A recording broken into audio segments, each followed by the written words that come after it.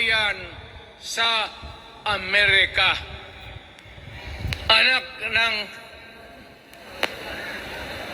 grabe ang tiis ng Pilipino, yung mga lolo natin, kung gaano na lang sila pinahirapan. Alam mo noon, kung hindi ka magsimba, ay may mga pare nandyan, they know the history of Christianity. Alam mo noon, kung hindi ka magsimba, 10 palo sa katawan mo. You doubt my... Ayan si Father Ibasco, Chief of Staff ko sa City Hall. Siya yung NPA leader doon sa Libungan, may plenum ang komunista. Itong mga sundalo natin, nandito sa harap ko, nahuli yan si Vasco.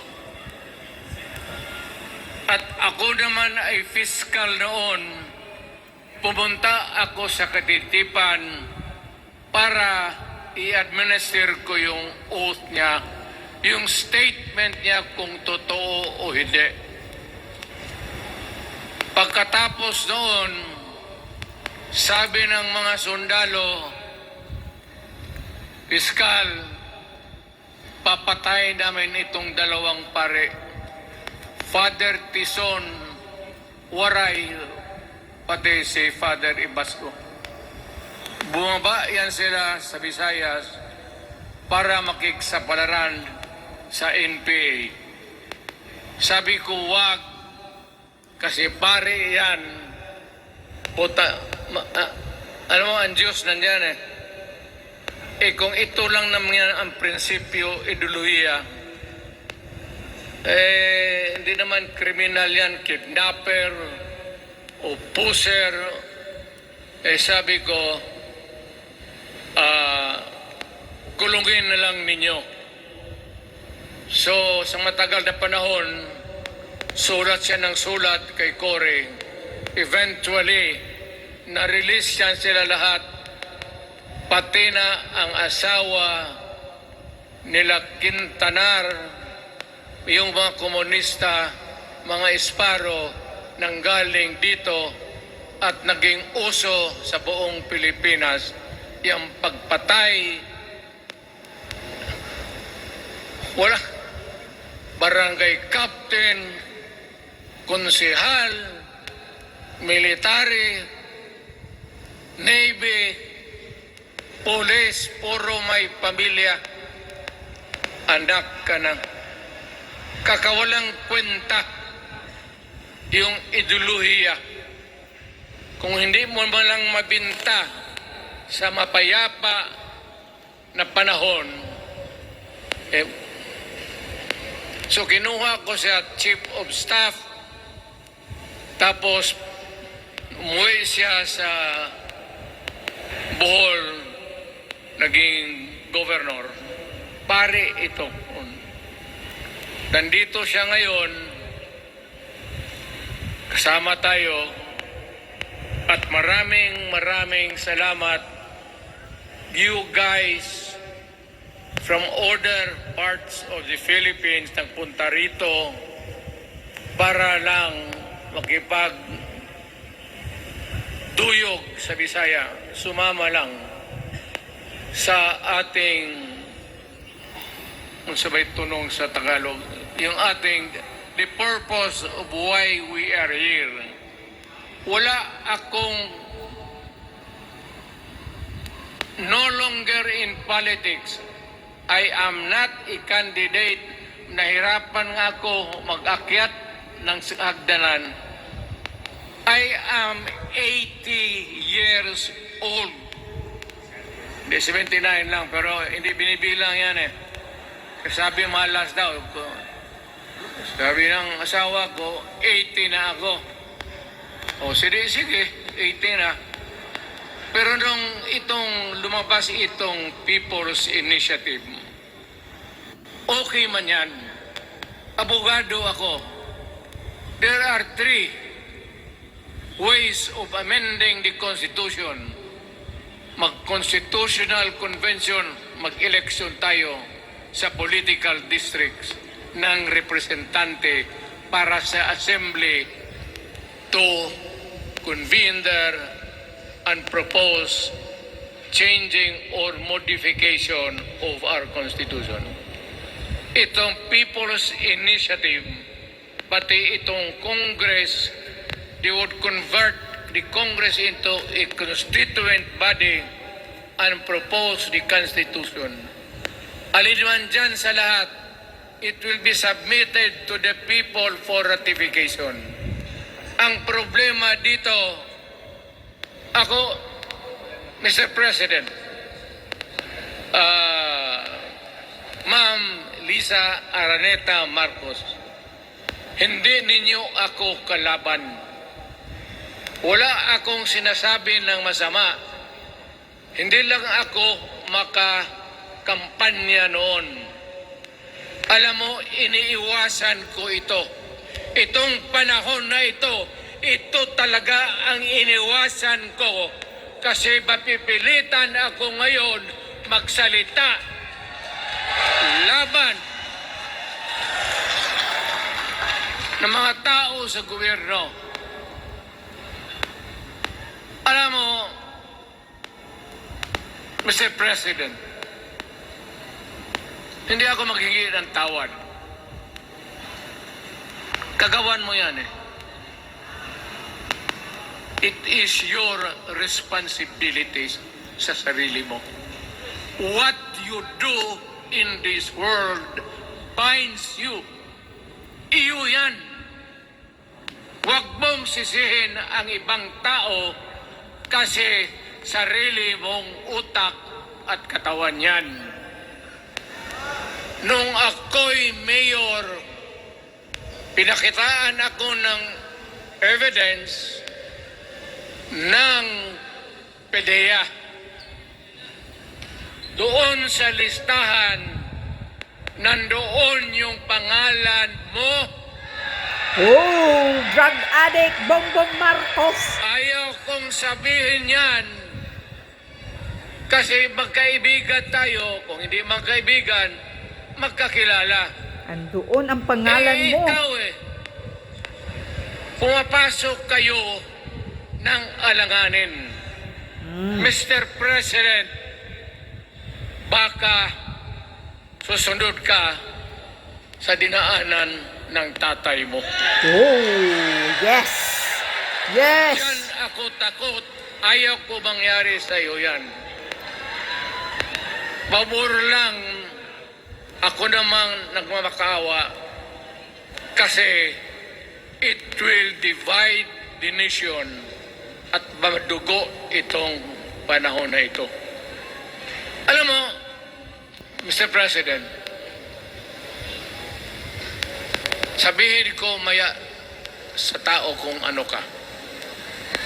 Noong unang panahon, hindi tayo puro Bisaya nagkita-kita doon sa Luzon. There was a community of Filipinos. Galing Visayas, galing Ilonggo, galing Waray, galing Mindanao, galing Hulo, galing Lanao, Cebu, Samar, at Taas, Pampanga, Apare. Nagkita-kita yung mga minuno natin. Kasi hinawakan tayo ng Espanyol, pati Amerikano.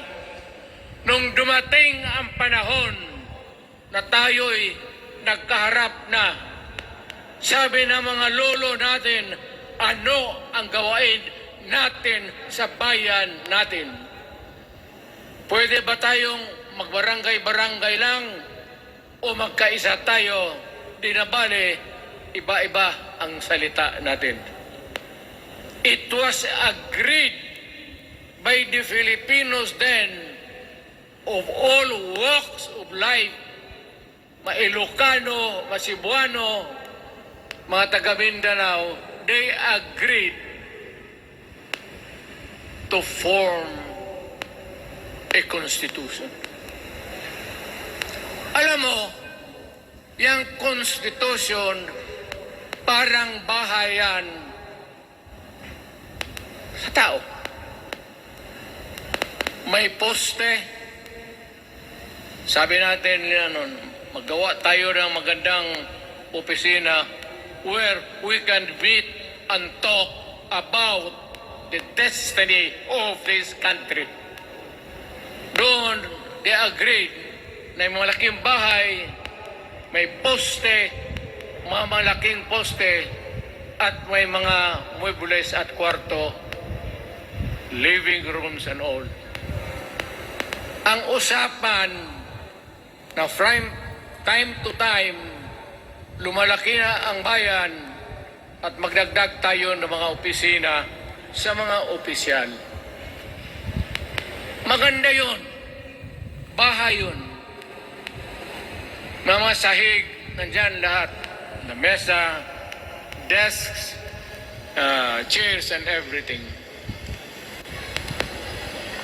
Wala tayong pinag-usapan na sirain yung bahay na yun. Yes, It correct. was intended for posterity at inabot sa atin yung konstitusyon na yan. Although it was amended and modified, but it is still the fundamental law since 1935 hanggang ngayon. At what keeps in Ilocano, Bisaya, Waray, Moro, bakit tayo nagkaisa? Magkaiba ang salita natin, ang pagkain, iba. Ugali, iba. Bakit tayo andito ngayon? Dahil sa isang bahay. Yung bahay na yan, yung papel, the Constitution. Yes, correct. Ngayon, ang Constitution is supposed to be a permanent thing. Ang batas na binigay ng Constitution sa Congress, sa lawmakers, they can make laws every day, modify, change it if they want, every week. Okay lang yan. Huwag ninyong pakialaman ang Constitution kasi yun ang bahay opisyal ng Pilipino. Yes, correct. Anak ka na, bakit pumasok sa utak ninyo yung People's Initiative? People's Initiative na. Anong nakain ninyo? Si Tambaluslos, There's nakakain nothing ng buhaya. With the Constitution right now, the environment in the Philippines seems to be positive, okay. Putang inang Wala Tambaluslos. namang problema. Araw-araw nakikita tayo. Punta ako Gumaldis. Manila, marami akong kaibigan, mga brad ko, mga classmate ko. Okay ang buhay natin. But suddenly, nandito yung People's Initiative. Alam mo, sa umpisa pa lang, nagdududa na ako. Bakit? People's Initiative manggaling sa tao.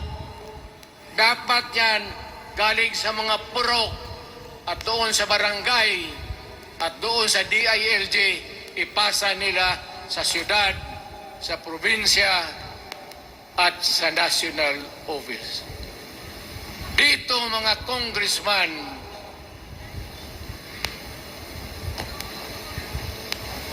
alam ninyo, kung magkaletse-letse yung buhay na ito, sabihin ko sa military, siraan ninyo yung Congress. Oh, yes! Yan ang hinihintay namin. Kudita na tayo.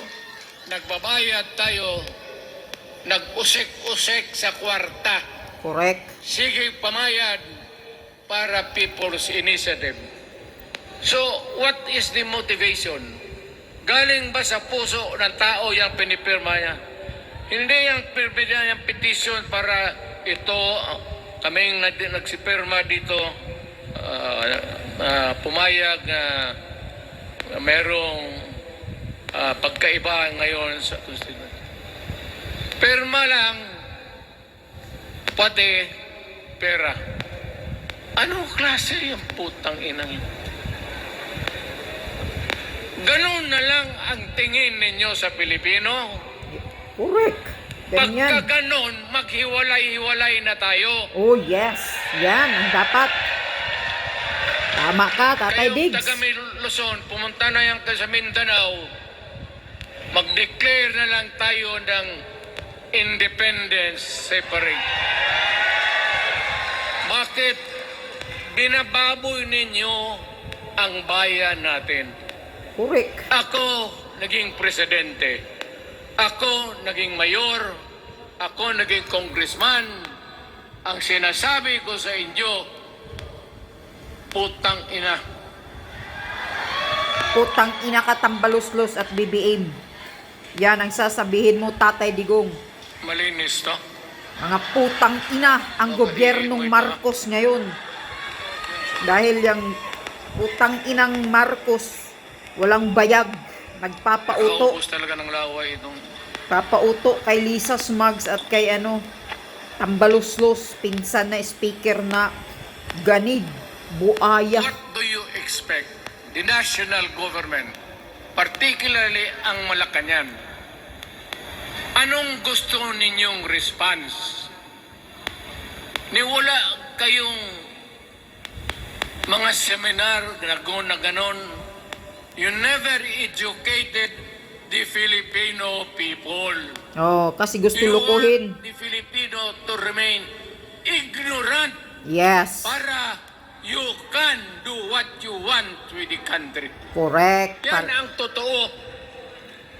Kasi ginagago ninyo para walang alam ang taong bayan. Exactly. Well,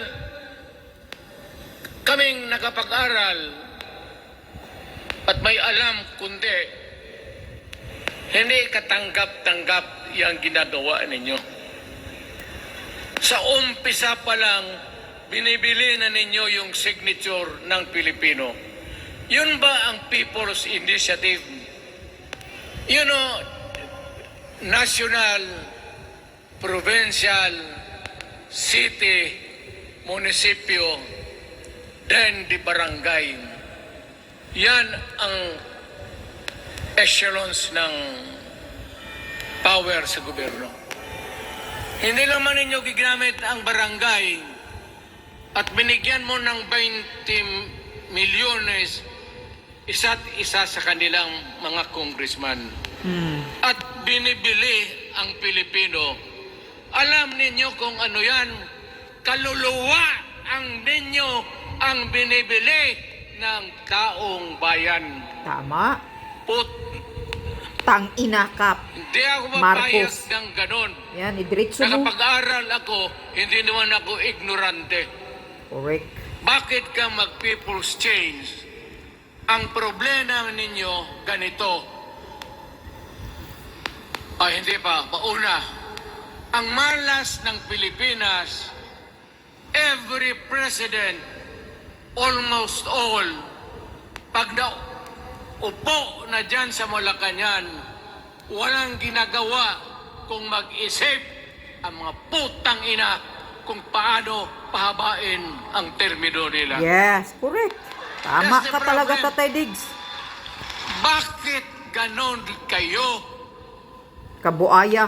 Ang demokrasya may eleksyon. Para naman, tignan ninyo, Presidente Osmeña Bisaya. Ang napaalaala ko pa, Garcia Bisaya. Then Magsaysay Ilocano. Then si Quirino Ilocano. Ganon dapat. Ang eleksyon is a cleansing process. Correct. Gumagalaw yan. Huwag mong pigilan. Ngayon, kung ikaw nandyan, naupo ka, you stop the process of governance, hintuin mo, kasi pahabain mo ang termino, gusto mo, sabi ko nga sa iyo, Mr. President, Kaibigan kita, Bingbong. Pag pinilit mo ito, Yan. Warning. lalabas ka ng Malacanang Yes. kagaya noong panahon na pinalayas kayo. Yes! Yan! Ang tapat! Dapat ganyan! Yes! Palayasin na Alam natin. ninyo, kung hindi na talaga ito mapigilan, Palayasin na natin. nandyan ang military pati polis, makinig kayo. Mm. Pag-aralan ninyo kung ano yung pinapakain nila sa taong bayan. At pagka nakita ninyo kung ano ang mali, you correct it. Nasa inyong kamay na yan. Ganito yung plano. Presidential, tapos parliament. Ang presidential, lahat kayo, ako, ikaw, lahat, hanggang doon, nagboboto, direct vote to elect a president. Itong parliament, prime minister lang ang magboto, yung mga assembly who are the congressmen now. Putang ina ninyo, wala akong tiwala sa inyo. Wala kayong prinsipyo, bukang pera kayo lahat. Da. Yan ang totoo. Kaya gusto ko, pag nagka-letse-letse nga pumasok ang military, palitan ninyo lahat. Arestuhin ninyo kasi nagsasayang ng pera at yung ginagastos nila is a fraud, swindling ang ginawa nila. You must account for the wasted money, for the money that you bought the signature of a Filipino. Bribery. Yes, correct. Dapat hilain na yang si Bongbong Magdasal Marcos. lang kayo. If by the grace of God, mabalik ako, Yes. Takbo ulit, Tatay Diggs.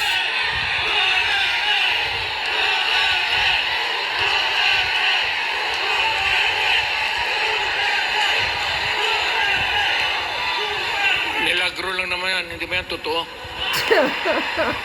Putang ina ko, mabalik ako. Arestuhin ko kayo lahat for the swindling of the Filipino people. You committed fraud. Yes. Pinagsayangan ninyo ang pera namin. People's Initiative does not involve buying the vote or the signature of the Filipino. Talagang mga wala kayong prinsipyo, mga putang ina ninyo. Yun naman, baski ano ka, diyan katagal ako, yan o. Yung sa likod ko, umupo ako diyan. Vice Mayor ako. Diyan, Mayor ako, pinakamatagal. Naging congressman ako. Presidente. Kayo, nagpasok sa Congress, eleksyon, nanalo, Seiko. So parang ganito, yung mga, No, correct. para sa mga balaga, pati lalaki. Pasok niyan, Seiko. Paglabas niyan, pagkatapos, Rolex na.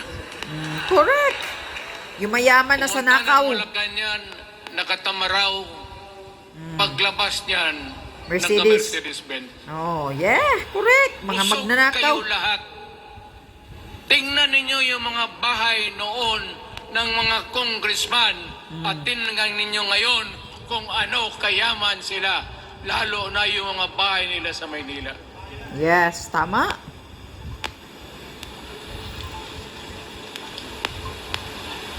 Wala kayong masabi sa akin. Alam mo bakit diretsano ko magsalita? Ninipahat, wala ako. Paglabas ko sa Malacanang, lipad ako dito. Pumunta ako sa bahay ko para mag-retire. Ayaw ko sanang bumalik.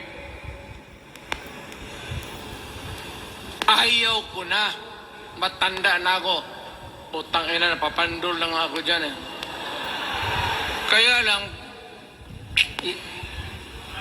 marami akong magandang naisip kanina papunta dito. Kaya yung sumasayaw lang kasi yung mga ali.